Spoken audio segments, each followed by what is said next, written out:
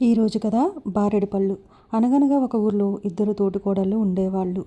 పెద్దామెకు బారెడేసి పళ్ళు, చిన్నామెకు మూరెడేసి పళ్ళు. ఊళ్ళో వాళ్ళంతా ఆ అక్కా చెల్లెలను బారెడు పళ్ళ అక్కమ్మ, మూరెడు పళ్ళ చెల్లెమ్మ అని పిలిచేవారు.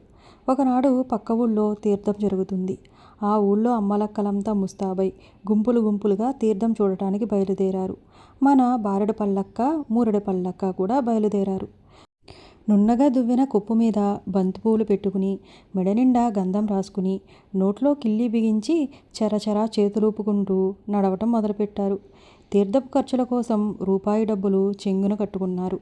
దారిలో ఏవేవో ఊసులాడుకుంటూ ఒక్క క్షణంలో తీర్థం చేరుకున్నారు. తీర్థంలో ఎక్కడ చూసినా రంగుల రాట్నాలే, ఎక్కడ చూసినా సేవెండి గిన్నెల దుకాణాలే, ఎటువైపు చూసినా కమ్మగా వేయించిన వేరుశనక్కాయల కుప్పలే, ఎటు చూసినా నించోబెట్టిన చెరుగ్గడ కట్టలే. ఈ విధంగా తీర్థం చూడటానికి రెండు కళ్ళు చాలకుండా ఉంది. తీర్థానికి వెళ్ళిన వాళ్ళు ఎవరికి తోచిన వస్తువులు వాళ్ళు కొనుక్కుని ఇళ్లకు వెళ్తూ ఉన్నారు. రోడ్ల మీద ఎక్కడ చూసినా చెరుగు పిప్పులే, ఎవరి చేతిలో చూసినా కొత్త సేవెండి గిన్నెలే. ఇటువంటి గొప్ప తీర్థం ఇంకెక్కడా జరగలేదు అన్నట్లు పరమానందంతో రోడ్ల మీద జనం గుంపులు గుంపులుగా తిరిగి ఇళ్లకు వస్తూ ఉన్నారు. ఇంకా మన బారెడు పళ్ళక్క, మూరెడు పళ్ళక్క తీర్థం వెళ్ళడంతోటే రంగుల రాట్నం చూశారు. దాంతో వాళ్ళు పరవశం అయిపోయారు.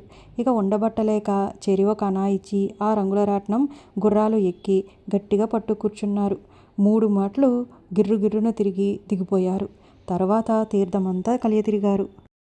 చివరికి ఒక సేవెండి గిన్నెల దుకాణం దగ్గరికి వచ్చి 10 అణాలు ఇచ్చి ఒక సేవెండి గిన్నె కొన్నారు. పక్కనే ఉన్న దుకాణంలో శనగపప్పు చూశారు. వెంటనే మిగిలిన పావలా ఇచ్చి పావుసేరు శనగపప్పు కొని ఆ కొత్త గిన్నెలో పోయించుకున్నారు. అక్కడితో తీర్థం చూడడం పూర్తయింది. ఇంకా ఇంటిదారి పట్టారు. దారిలోనే ఆ శనగపప్పు అంతా ఇద్దరూ కలిసి తినేశారు.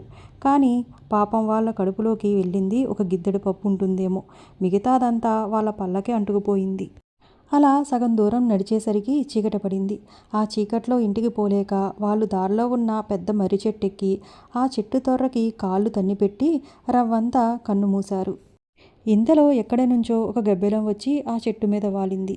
శనగపప్పు వాసన పసిగట్టి బారెడు పళ్ళక్క, మూరెడు పళ్ళక్క పడుకున్న చోటుకి వచ్చింది. అది చాకచక్యంగా అది బారెడు పళ్ళక్క పండ్లను ఊడదీసి తను పెట్టుకుని తన చిన్న పండ్లను బారెడు పళ్ళక్కకు పెట్టేసి ఏమీ ఎరగనట్టు ఎగిరిపోయింది. తెల్లవారి చూసేసరికి బారెడు పళ్ళక్క కాస్త ఎలక పళ్ళక్కగా మారిపోయింది. ఆమె ఆనందానికి అంతు లేకుండా పోయింది. అక్కకి కలిగిన అదృష్టం చూసి మూరెడు పళ్ళ చెల్లమ్మ ఓర్వలేకపోయింది. మరునాడు ఒక పావుసేరు శనగపప్పు కొని కసాపిసా నమిలి పళ్ళనిండా అంగుళం దలసరి ఆ ముద్ద అంటించుకుంది. అక్క ఎక్కిన ఆ మర్రి చెట్టే ఎక్కి ఆ రాత్రి చెట్టు మీద పడుకుంది. ముందు రోజు రాత్రి శనగపప్పు రుచిమరిగిన గబ్బెలం మళ్ళీ వచ్చింది. తను కిందటి రాత్రి తీసుకెళ్లిన బారెడు పళ్ళను ఈసారి ఈమెకు పెట్టేసి ఆవిడ మూరెడు పళ్ళను తను అతికించుకుని రివ్వున ఎగిరిపోయింది. తెల్లవారి చూసేసరికి మూరెడు పళ్ళ చెల్లమ్మ పళ్ళు రెట్టింపుగా పెరిగి ఉన్నాయి. పాపం ఆమె దుఃఖానికి అంతు లేకుండా పోయింది.